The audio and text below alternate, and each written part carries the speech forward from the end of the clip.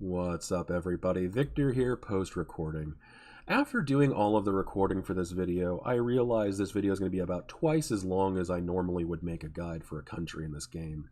And I wanted to jump in here right at the beginning and kind of explain what is in this guide so you guys can find what you're going to have trouble with and go to it if that is the case. So, I realized something about the other YouTube guides that are out there. No one talks about the Ottoman disaster, and I wanted to make sure people were prepared for it. So while I do cover the start of the Ottoman campaign, just like everybody else does, that's only the first half of this video. The second half includes the Ottoman disaster that you'll be facing in either the Age of Absolutism or the Age of Revolutions, depending on how you play. So if you're having trouble with the disaster, go to the bookmark. I'll try and remember to put one in there, but it's basically halfway through this video. However, I am going to be referencing things I do in the first half, but you should be able to manage it, so just, if that's what you're having problems with, feel free. I will not be offended, because I believe that the Ottoman start of the campaign is pretty easy, not much to cover, but that disaster can be absolutely brutal if you're not prepared for it, because really it's a disaster cluster. There's a lot of different disasters that come with it. So just wanted to give you guys that framework, but let's go ahead and get this started. What's up, everybody? So it's time for another guide, and as you can tell, it's for the Ottomans. Now, for those of you who've seen my channel before, you'd know I'm not a huge fan of playing as the Ottomans.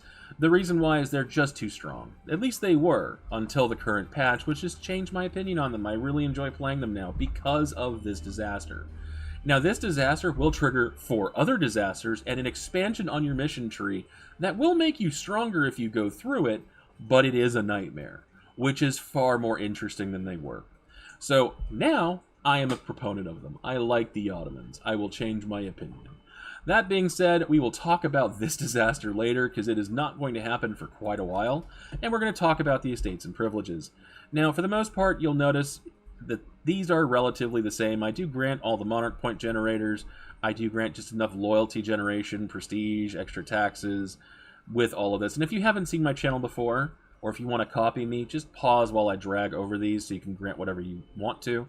Now, the ulema, I do grant a little things differently. First off, I do not think that the institutionalized ulema is absolutely necessary as the Ottomans, because you're going to be attacking so many people, you're going to be swinging pretty hard, and this isn't going to do very much.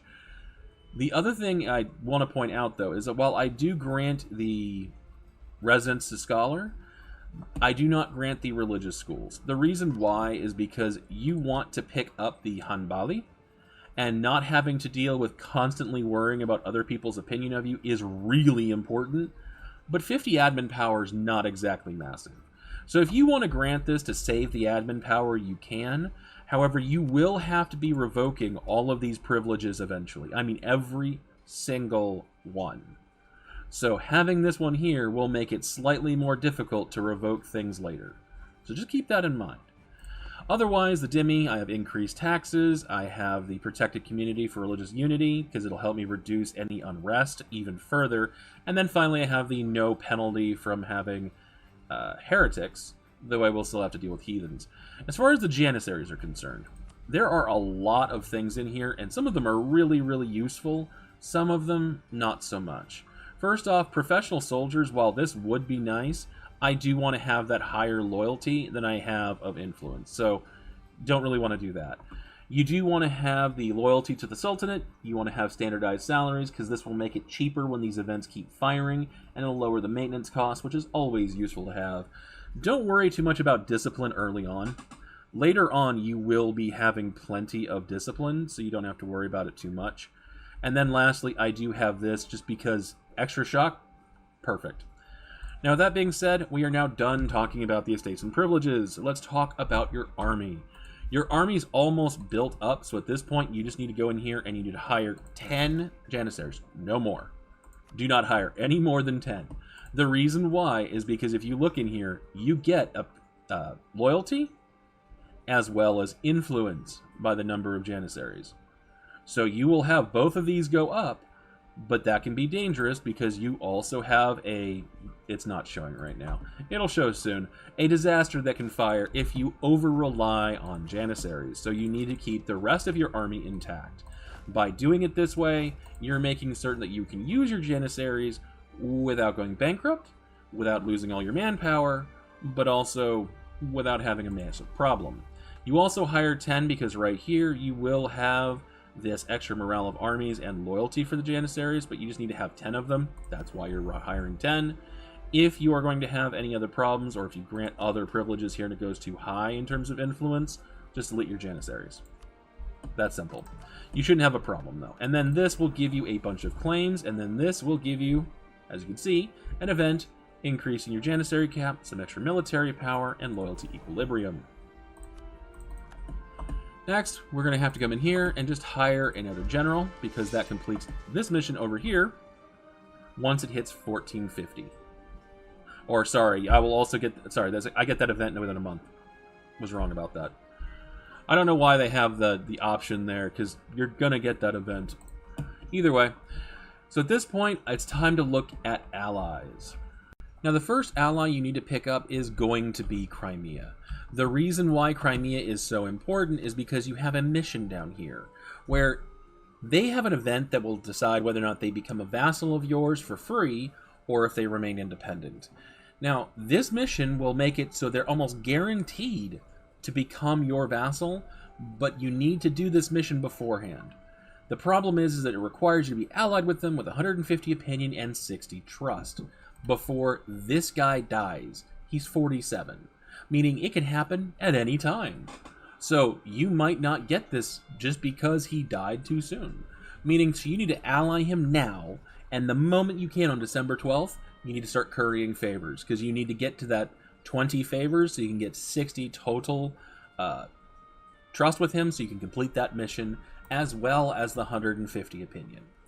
Otherwise, the next thing we need to talk about is your rivals. Now, I rival these guys just because they're the ones I'm likely to fight first, but I also picked Hungary for a reason, and that's because Poland hates Hungary. Poland doesn't really hate you. No reason why this is the case, but they don't really hate you, meaning that once you get them to kind of like you, they might actually ally you. So just keep that in mind, and in this game, I'm definitely going to send a scornful insult over to Hungary because, well, I can. It'll make Poland like me a bit more, and I'm going to start improving relations with Poland, because if I can get Poland on side, hey, that's great. The next one I'm going to get is Bohemia, because, well, Bohemia hates Hungary, and they will absolutely come in and help when I come after Hungary. Other than that, I now look down here towards the Mamluks. Now, Karakayunlu will usually ally you. The thing is, you have to royal marry them first because their religious school hates the... What are they called? These guys, the Hanbali. For whatever reason, they hate the Hanbali, so it makes it so they go from willing to ally you to not willing to ally you at the start of the game. So just be sure you royal marry them first, then you can pick them up as an ally later. Other than that, you can pick up Tunis if you want. I don't see a huge advantage to doing so at the moment. However, if you're worried about them getting attacked by Castile or Aragon, you can do it now. Now, if you look, I am capped out. I am still going to keep and pick 2 more allies up.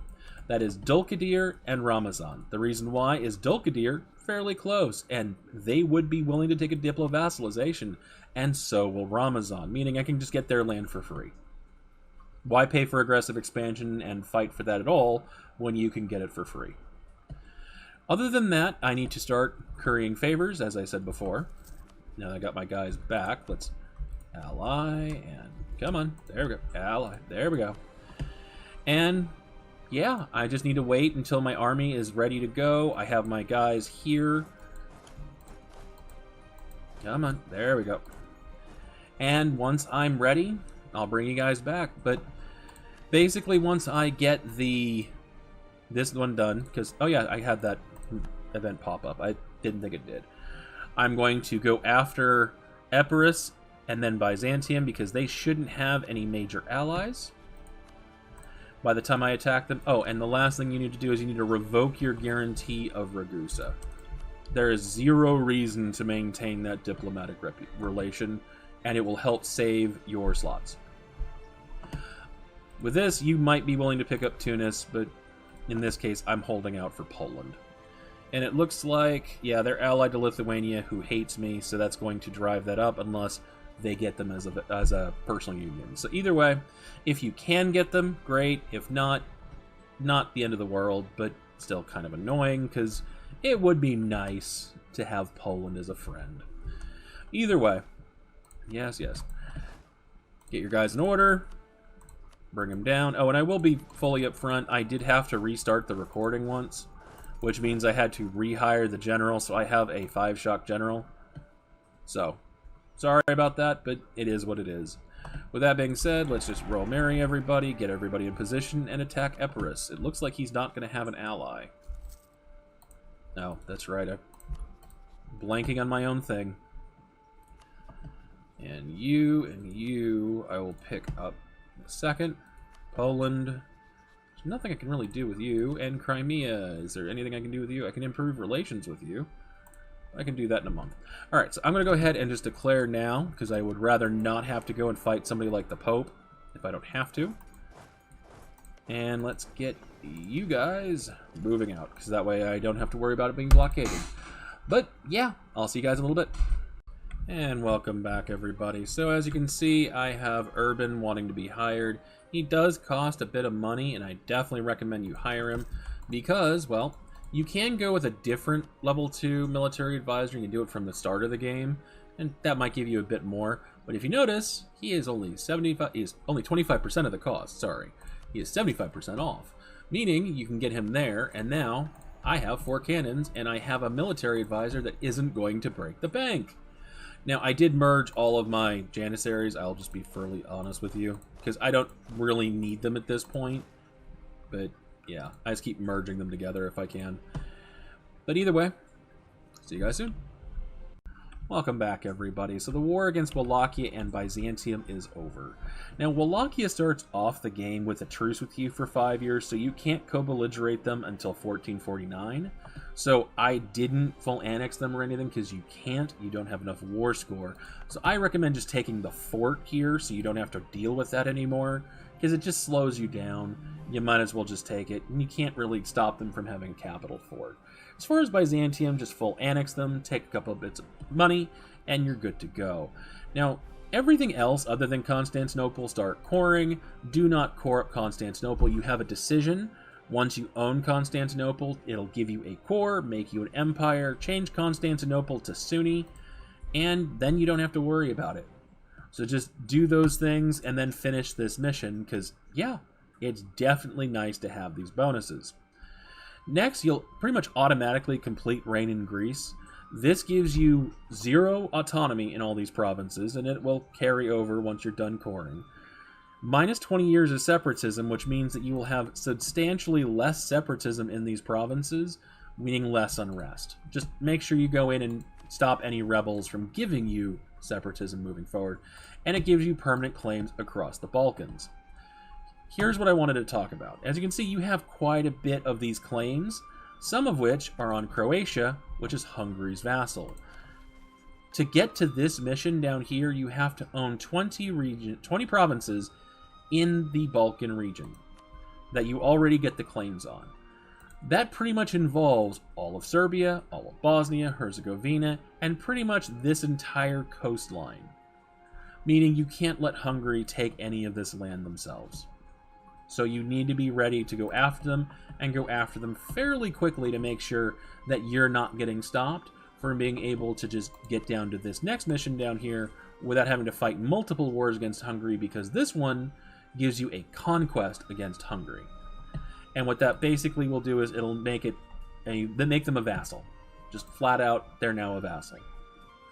So I need to actually get ready to go after them immediately, because now that I have that done, I need to move forward, which means I need to pull these guys back, even though I'm still trying to make them vassals, because I'm moving and doing many things at once. But I'm going to attack Serbia, because that'll call in Bosnia. I'll take a chunk out of Bosnia too, because they're 1% too much for me to be able to full annex, and I'll leave this province alone so Hungary can't touch it. Attack Albania, because they're also allied to Bosnia. And it looks like I'll be fighting Venice in that too, and that's fine, because, well, Venice should be a relatively easy fight, because they won't be able to bring in anybody else. So, let's get this started. Oh, never mind. Still have a truce. Forgot about the truce. So, I wait. I don't want to do this, but I guess I could just vassalize Bosnia. I think I might just do that. Alright, either way, I will see you guys in a little bit. And welcome back. So I just wanted to point this out. Despite me taking about 3/4 of Serbia, all of Bosnia, attacking Herzegovina in that, and taking this province and then the rest of Albania, I'm still 5 provinces short. I just wanted to emphasize, there is not much room for error if you want to be able to get Hungary as a vassal. I also wanted to point out that this mission will change. It will change because if the Hungarians end up falling under a personal union, it might make it so you don't get a conquest CB on them, but you get just permanent claims on Carpathia. That's it.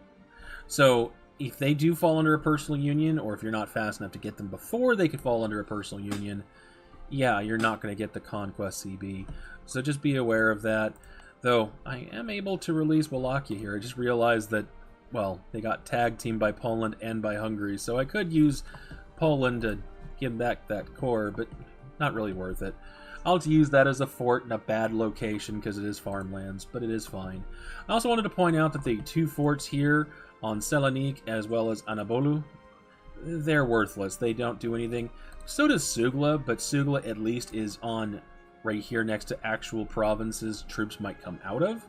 So, in fact, no, I'll just go ahead and delete it. I was going to keep it, but it's not worth the income investment.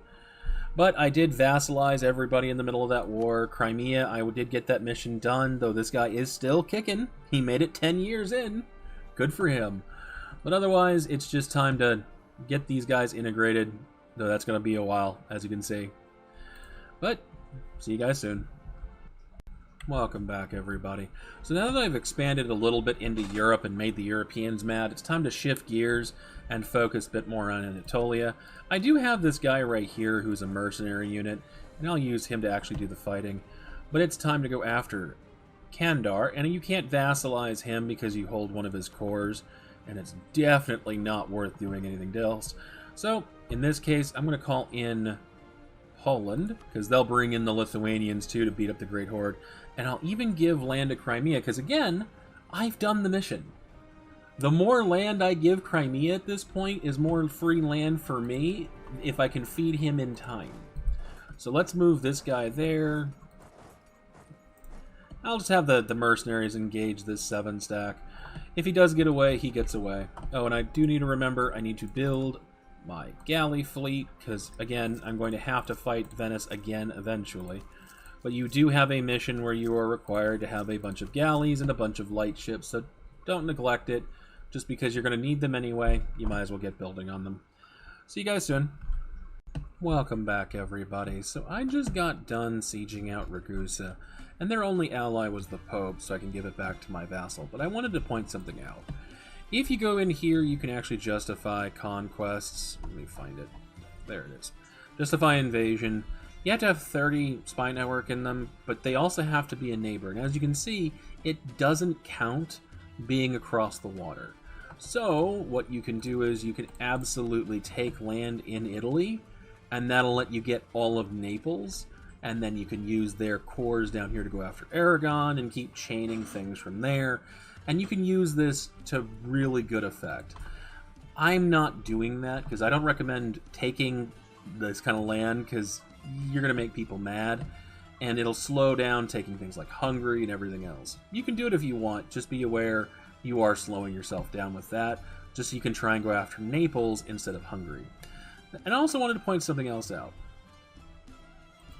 Saluzzo got the Burgundian inheritance, and then 2 months later inherited the whole thing. So yeah, this is Saluzzo's great day. Just wanted to point that out because I was sitting there going, wait a minute, what? But yes, Saluzzo. I love playing outside of Europe. It's so interesting to see what happens over here when you're over here, or on the other side of the planet. Either way, I'm going to go ahead and finish this off. I could take the land in Italy, but I just don't want to deal with it right now, so I'm not going to. because I need to get ready to go after Hungary. So I'll see you guys in a little bit. What's up, everybody? So for this week, I'm giving away a CD key for The Quarry. If you want a copy of this game, just leave a comment below that includes the word Quarry in it. And at the end of the week, I'll go through and I'll randomly pick one of those comments and reply to it with the CD key for the game. Now, obviously, anybody can see these comments, so be sure to turn on your notifications and actually pay attention on the weekend, because if I choose you and somebody else sees it first, they can put the code in on their Steam account, and then it's their game, not yours. So, with all that being said, let's get back to the guide. Welcome back, everybody. So I'm in the middle of a war, but this event finally popped up, so let's talk about it. Now, basically, they're asking to revoke one of the privileges that I've granted that are beneficial to me, and in exchange, put in a replacement that is terrible for me. So we have either better for generals, and it'll make leader cost more expensive. We have stability cost and nearly corruption reduction, but I'll gain corruption if I click this one. And as you can see, they're all really bad. They're all really, really bad. Or I can fight 36 of them when they rise in my capital. I mean, the easiest one is probably here, but it's not necessarily worth it. So if you are in a desperate situation, this top one would probably be the best bet, because leader cost isn't too painful. But it's still, if you can avoid it, definitely go with fighting them, just so you can avoid having to deal with the penalties associated with that. That being said, I'm going to run down there because I got a 3-6 guy. I'm going to have him take on the Janissaries if I can. Basically, it's going to turn into how does this fight go. Come on, get in there so I can see how it's going to go. I should be fine. Alright, I'll fight the Janissaries. So just see what it's going to be and make your determination based off of how your wars are going, if you're in a bad situation, because they have very opportune timing. I'll put it that way. So with that being said, I'm going to go ahead and fight this war, because it's just to wrap things up. And as you can tell, Hungary's not having a good day. First Bohemia attacked them, then Poland, then Venice. I intervened and attacked Serbia, which was guaranteed by Venice. But yeah, Hungary, they're pretty much shattered at this point. So I'm going to go ahead and keep this up because I need to get through, and then I can go after this one, and then I can go and make them a vassal and then get their land back. And Poland, being Poland, finally rivaled me, so I can get that land back for them, as well as release Wallachia and get that back too. With all that being said, see you guys soon. And that was about 10 seconds before I got this event. So I just wanted to point out you have two options here. You either make all the Orthodox countries like you a bit better, which there's like 5, and you get a little bit of development, you get an advisor that's really cheap, or you can get a bunch of development and go with that, as well as some money. I will tell you which one I prefer, just by that click. But yeah, it's not, the top one's not worth it, because you have to go through, and to do the mission, it's either down here, where is it? Fate of the Patriarchate. Where is it? I don't remember where it is. Either way, in order to complete it, you either have to do Ulema diet missions, or you have to do Demi diet missions, and you have to give 4 privileges to whichever one you pick. So it's just go with the one that you would prefer, because in this case, I just have to complete 2 Ulema missions, which means I just find one that's worth it. Yeah, I'll build a mosque, and that'll be very beneficial for me, and then I can do that and then get the extra development in Constantinople. So I'm going to go ahead and keep fighting, because, yeah, I'm still trying to bounce these guys around into non-existence. See you guys soon. Welcome back, everybody. So it's finally time to look at the Mamluks. They are still relatively strong. They're currently fighting Venice, which isn't really going to do much. But at the same time, it's one of those, we do need to go in and take the 6 provinces from them. Don't be in a rush, though, to actually go in and, like, get the Mamluks as an eyalet, just because you get everything they have for free. So while you do want to come in and get those 6 provinces from them, especially if they just got out of a major war, or they're having a bunch of problems on their own, just to get it easier, you don't have to immediately follow it up with the conquest.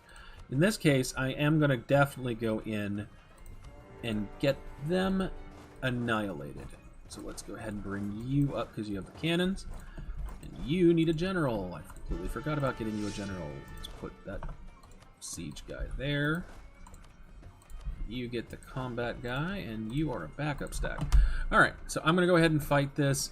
I have still not gone after Hungary. I'm letting my aggressive expansion tick down, and I'm integrating my vassals, so I have time, and I actually have the ability to go and vassalize more people.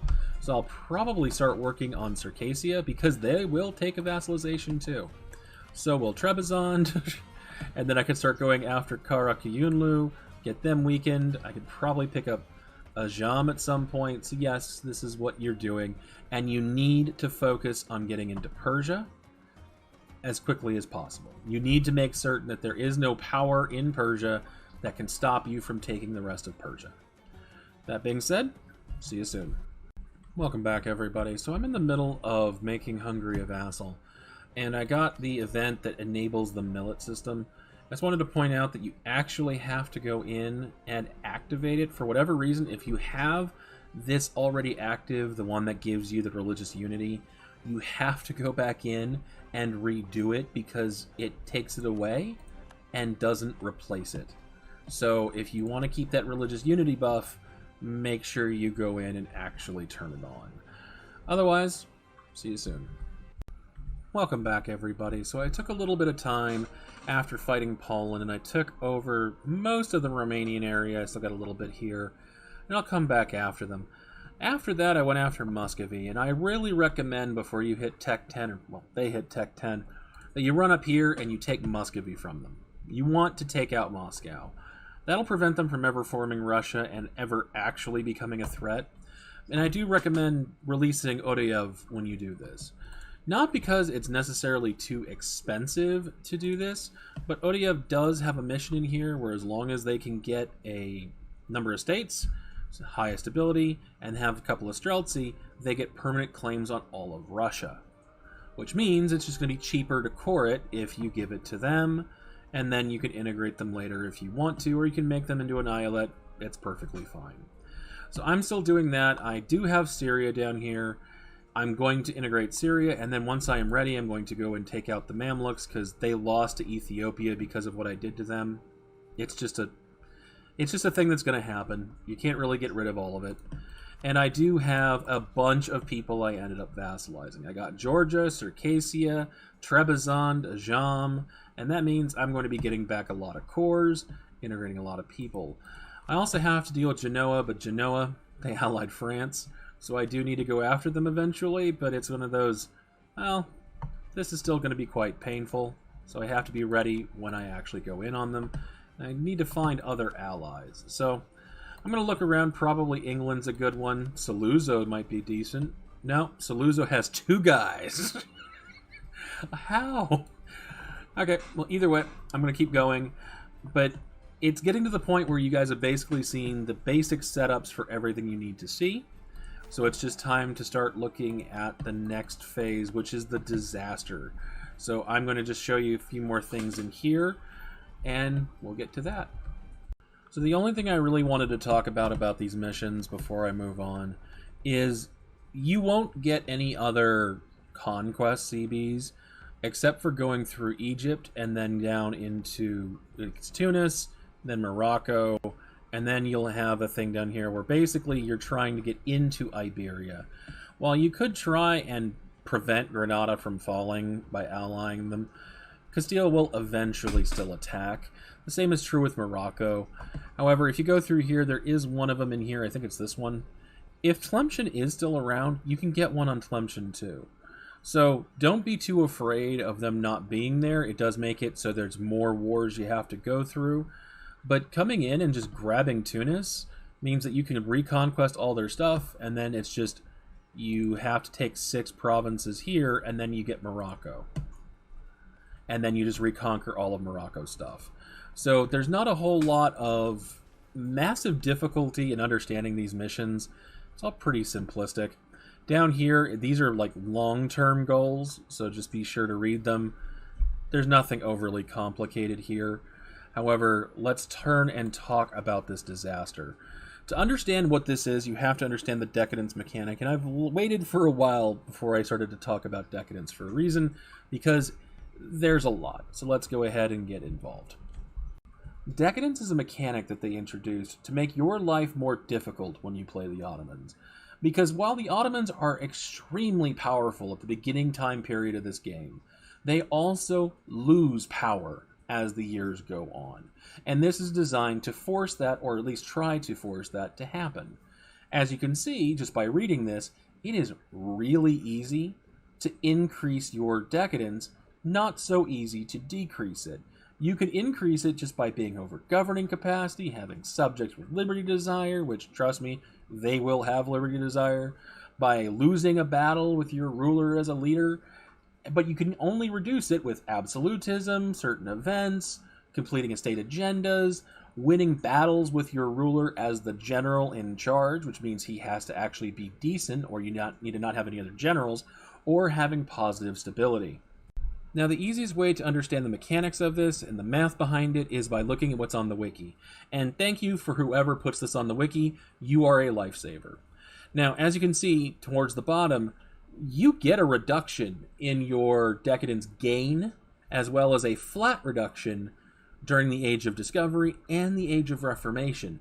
It will still, however, keep ticking up during the Age of Reformation if you're not paying attention to the rest of it. And during the Age of Absolutism, it's absolutely gonna start piling in, and during the Age of Revolutions, it's not really avoidable, just at all. But if you go through here and you look, the two easy ways for you to end up getting a bunch of decadence isn't just really being at peace. That is one of them. But it's failing agendas, it is by having corruption, it's by having negative stability, it's by having yourself with overextension. By that really is the worst of one of them all, except for, I believe, yeah, it's the failing an agenda, and then finally being over governing capacity. These, if you're not paying attention, can sneak up on you and force this disaster to fire. So take a look at this, understand it, and keep paying attention to it, especially once you get out of the Age of Discovery. Because it's that modifier, that 50% reduction in the gain, that can make you think, oh, I'm only going to get 0.5 more? I should be fine, because as you saw with me, it was being reduced by 0.69. But that reduction in gain might end up adding back into it, making it a problem. And the worst part about this is, if you look on the bottom, you will have other penalties than just this disaster. Having high decadence means you'll have no reform progress growth, not really. You'll have half siege ability, so you're going to be unable to take a fort for, like, ever. You will have no fort defense, which means anybody can take your forts with ease. Your idea costs and tech costs are doubled, and you lose legitimacy, meaning it's going to be very difficult for you to get out of this. Now let's pivot and look at the disasters themselves, and for that, I'm going to have to start up a non-Iron Man game so I can use the console. Be right back. And welcome to the Age of Absolutism. I brought you here instead of just simply triggering the disaster because I wanted to talk about how you can keep yourself from getting into the disaster even in the somewhat late game. As you can tell, even though it is the Age of Absolutism, my decadence is actually going down. The reason why is because I have high absolutism, no corruption, no disloyal vassals, no high autonomy provinces and trade companies, and I'm not over governing capacity or overextended. Those are the big things that are going to make you have this. So that means if you plan for this, if you are prepared to not have trade companies, to not have massive subjects that are going to be disloyal, or any of that, you can avoid this disaster by being prepared.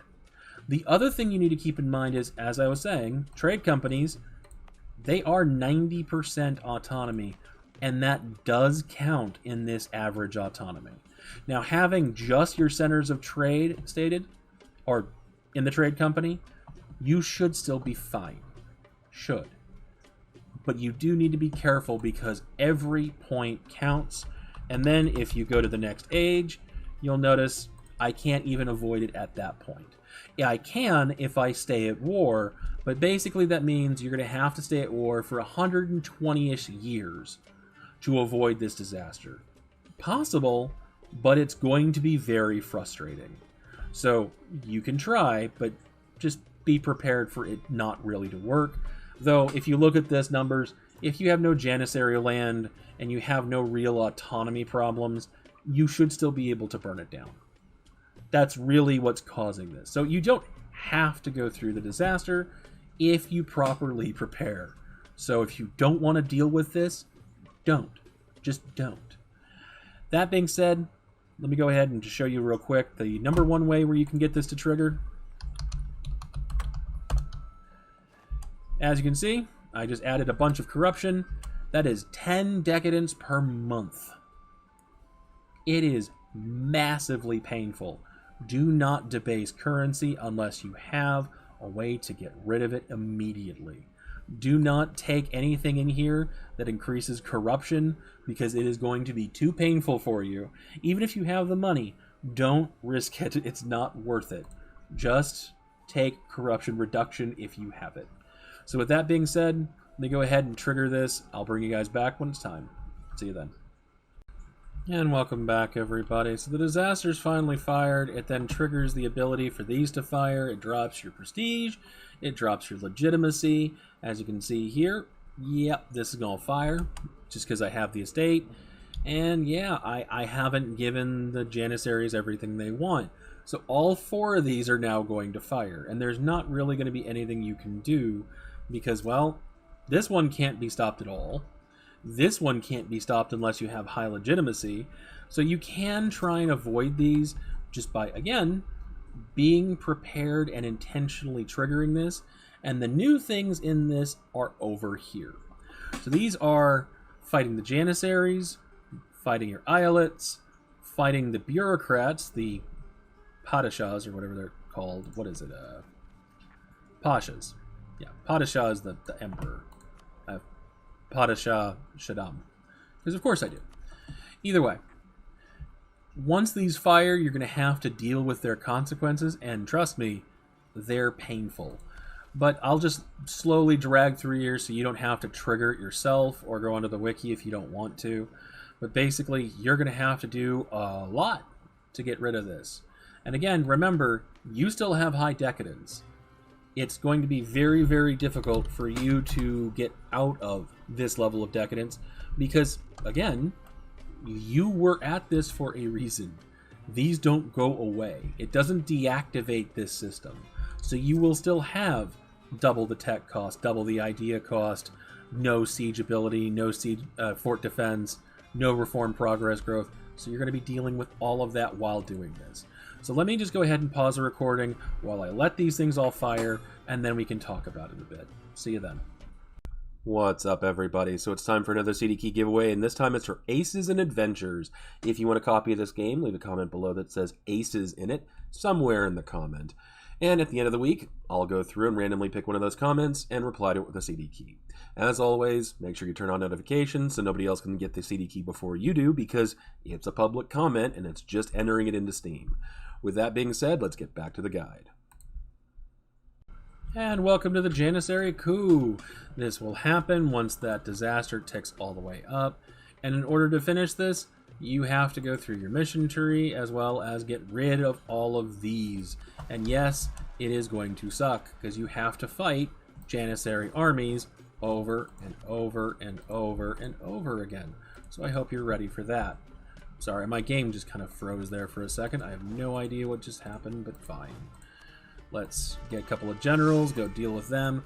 Now you can, if you don't want to constantly be fighting them, there will be a decision that will eventually pop up that lets you just simply click and give up 3 stability and a bunch of monarch points to get rid of each one of these to eventually get them loyal again. So yeah, you're going to be doing that. You also have to have 9 military power coming in, and you have to deal with this for a year, and you have to deal with this disaster for 3 years. The Iolet one is really easy. Now, if you look in here, it says it can be stopped by having 3 stability and all of these other things here. But if you notice, I'm having no progression. The reason why is without an Iolet being in existence and having Liberty Desire, or any provinces being occupied, it doesn't progress. It's just stuck. Which means, after 3 years of having this disaster, I can click this, and then this one, and it will end that disaster entirely. So that's one that you can just easily avoid. So I actually have to go and deal with the Janissaries, so let me go ahead and do that. I'll bring it back when these other ones fire. I'll see you then. So the Pasha event fired, and I just wanted to tell you guys because I accidentally clicked out of it. As you can see, it does give you a bunch of effects that you really don't want to have, and it also makes you lose 3 stability, so you're going to need to have a bunch of admin points just laying around for you to deal with. The last one here is Plot of the Harem. That one actually can be just flat out avoided. So let me go ahead and go and get the event, because it's an event that you have to choose at the beginning of the game to get away from this thing. So let me go ahead and pull that up for you. Okay, so we've hit the harem. The harem, as I said before, can be completely avoided because if you look in here, it says if you have the modifier weaken the harem, you don't have to do any of these other things like employing a level 3 advisor. The thing is that this disaster won't even fire at all if you do this correctly. Specifically, during the Age of Discovery, you'll get this event called the Reign of Women. Now, the top one, it seems very, very, very smart to do because it gives you advisors, female advisor chance, and make you lose decadence. The other one makes you gain 30 decadence, which it's the Age of Discovery when this fires, so who cares, and you lose prestige. But on top of that, the events where you get to choose between the Industrious Son, the Courageous Son, all of those, they lose 2 skills for the rest of the game. So you will have worse rulers if you do this. So if you do this, then in 25 years, the next event in the series will come out. The harem makes its move, where you can again choose the first option, except you're losing less decadence, or you can tell them, you know what, no, I'm still not doing that. And then the third one will cause the third event, which if you read the event's text here, you still will get that 2 skill degradation. You have to fight even more rebels, but the disaster Plot of the Harem can no longer fire. So the Plot of the Harem stops. It's just gone. Meaning now, after 3 years, I can click this, and I can move straight over to here. And that just requires legitimacy of 100. That's it. And as you can tell, you get 25 legitimacy here. So you can just skip through and not have to worry. And since one of these requires, this one over here, Reign of Women, requires you to have high prestige and legitimacy, it makes it a lot easier because you don't have to worry so much. The other one over here, you have to have 15 admin power coming in, so you actually have to have a good admin ruler. And if you don't have that, well, good luck. So let me just show you real quick. With a 3 admin point ruler, I get up to 12. I have to get it up to 15. So I'd have to go in and grant privilege and anything else I can do to get it high enough, but generally speaking, it's not going to be enough unless you have a high admin ruler. So, yeah, good luck. And then down here you have, you just have to have no rebels, higher stability, etc. So this is what you're dealing with. Let me go back down here because I got people to fight now, and I will bring you guys back once it's time to show you the rest of it. So give me a second. I'll see you then. And welcome back. So as you can see, some of these are finally ending because I'm in year 3 of this disaster, so I can click that one. I did end up just using the console to keep killing my regent until I got a decent one. So yeah, you're not going to have that if you're an Iron Man. But yep, I can finish this. Oh, and you do have to be level 7 in government reforms. So don't dilly-dally on doing that because you have to get quite far into the tree. But now I can do that, which, yeah, I mean, why not? Swap me out of that hot garbage down here into the standardized millets, which, hey, reduce diplomatic annexation cost, I guess. Get rid of the Islet one. Requires absolutism to be 70. No rebel armies. So off we go again. So I'm going to go ahead and make sure my absolutism is still high. It is not because of these. This is the problem. All of them work together to make your life difficult. So anticipate them all being very annoying. So I'm going to go ahead and keep going because I got a ways to go, because this one I can at least get through if I can just unoccupy these rebel provinces. You will get events that give you the option of either giving up a bunch of admin power and getting other penalties in exchange to not have rebels. It's up to you whether you think that's worth it, but right now you can finally have the option to either fight the Janissaries, or you can have the option to negotiate with them. Where are they? Where is that? Negotiate with the Janissaries or face the Janissaries. If you negotiate with them, then you get a different bonus down here. If you fight them, you get to make your units Western, which late game is amazing. You get more infantry combat ability, and you no longer have Janissaries. That's the easiest way to understand it. The other option is you get to keep the Janissaries, they become loyal, and you just get to maintain them moving forward, but you don't get to become Western tech. Which you think is more useful, completely up to you. In my case, yeah, honestly, you're probably not going to be wanting to fight them, but depending on your ruler, that might not be an option, because as I said before, to negotiate with them, it's down here. It's 3 stability plus basically 100 points in each category. If you don't have that, you can't get rid of these. So in this case, given the fact that I'm going to go ahead and fight them, you just click one of these buttons and you're going to be triggering a lot of them, as well as losing 1 stability. And as you can see, they auto-siege whatever they happen to spawn on, meaning you can't trust that your forts won't become their forts. So whether or not you want to do that or not is going to be up to you. So I'm going to have to fight this. I'll be right back. Welcome back, everybody. So this is the event option that you'll have if you negotiate with them. Basically, you will still have to fight some of them, but it won't be that bad because you'll only be fighting some of them, not literally all of them. So as you can see, still having rebel problems. And just in case it's unclear, these are Janissary troops at your tech level. So they are going to hurt every single time, and you are going to be fighting a lot of them. So you're not going to simply be able to get around it. So to get this to move on, let's just do that. There we go. And now I just need to get rid of the rest of them, so accept your demands. And there we go. Now that's gone. So I don't have to worry about it anymore. Now I have to worry about getting them happy again. So give me a second. And just to point it out, during that time, any of these in here become their negative.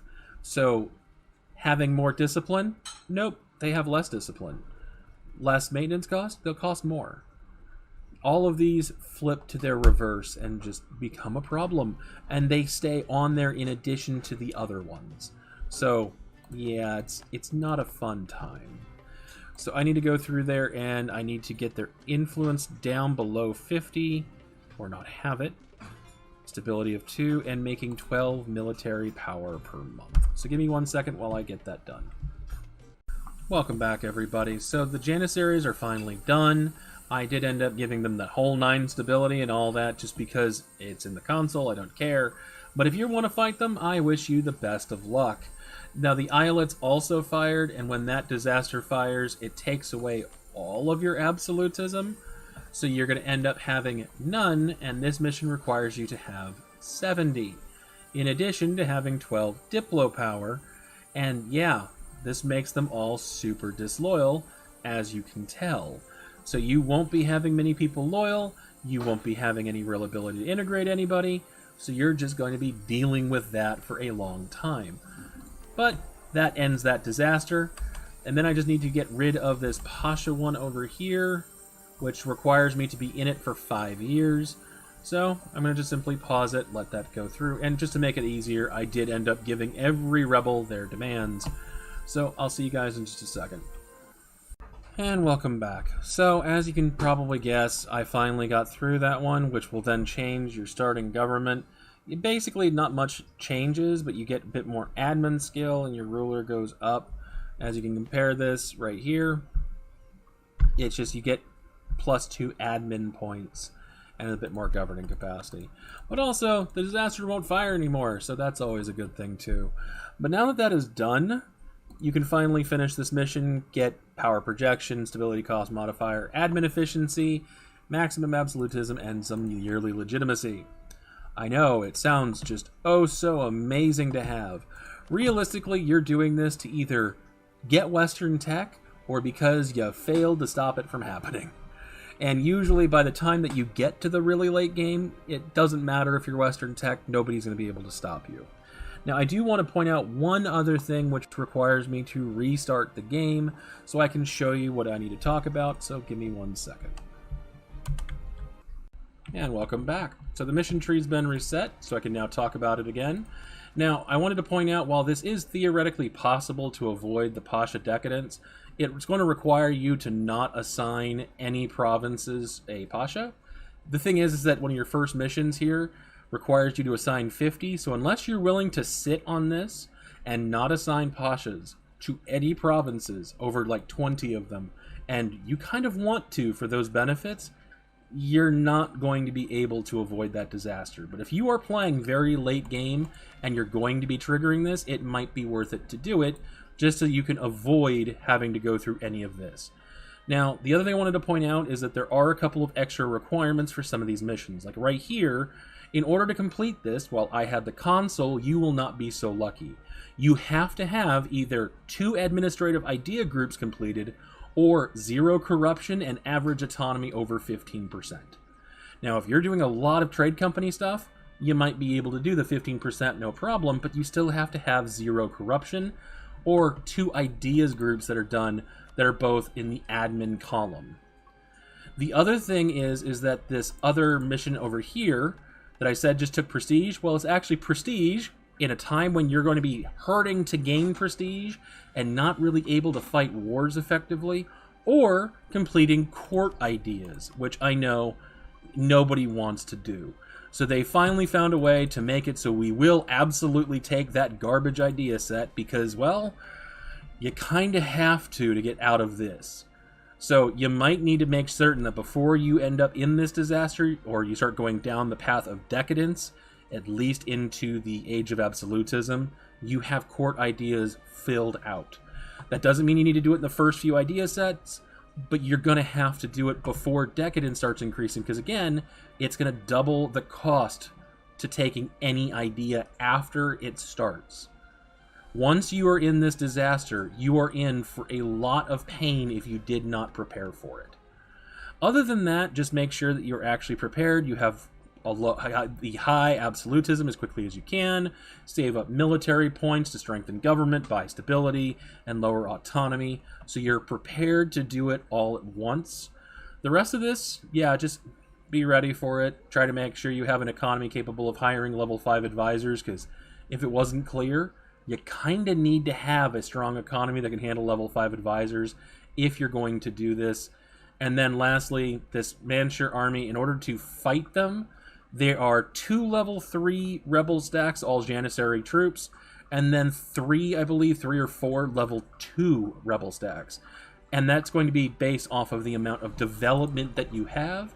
So, and then of course, the higher the tech you are, the larger the rebel groups are going to be. So you saw me fighting about 100,000 of them. It's probably going to be a whole lot more. So don't anticipate being able to just outscale them. They're going to be with you, no matter what you try and do. But yeah, other than that, you guys should be good to go. Just prepare for this disaster, because honestly, the beginning of the game, it's just about trying to get to Hungary as quickly as you can, and then letting the Mamluks expand, because while in my game they did get destroyed pretty quickly by me and then Ethiopia, they'll usually take over most of the Arabian Peninsula and then usually down into Ethiopia. And if you look at what the mission tree actually says happens when you take this, when you subjugate them, the event will white piece them out. So you get everything the Mamluks owns for free. So there's no reason to make them weak or to do this early, as long as you do it well in advance so you can integrate them before the Age of Absolutism really starts. Because they are going to be huge, they're going to be costly to integrate, but entirely possible to do. And try and push into Persia as soon as you can, if only because this is a good base of operations for you to be able to expand into India or wherever you're going to be going, because there's just a lot of development there, and if you let another power rise over here while you're dealing with this disaster, they're going to take advantage of that. It's really annoying to not get to this mountain line and try and defend when you have negative 50 siege ability and negative 50 fort defense. So try to get to the mountains, because these mountains will at least try to make up some of that lack of defensiveness, and you will still have that roll for attacker penalty that you can use, as well as if you build the ramparts, which will give you another 1 dice roll. So make sure you do those things. Use mountains to your advantage. Make them bleed out before they do anything, or make certain you have a very long truce timer with anybody that is actually still a threat to you by the time you get to that point. With all that being said, you guys should be good to go. If you guys like this kind of content, I am definitely going to be making more guides, so like and subscribe. And let me know what you guys want to see, because I'm always looking for more ideas, and I'm recording them all as soon as I can. Thank you all for watching. I hope you all have a wonderful day.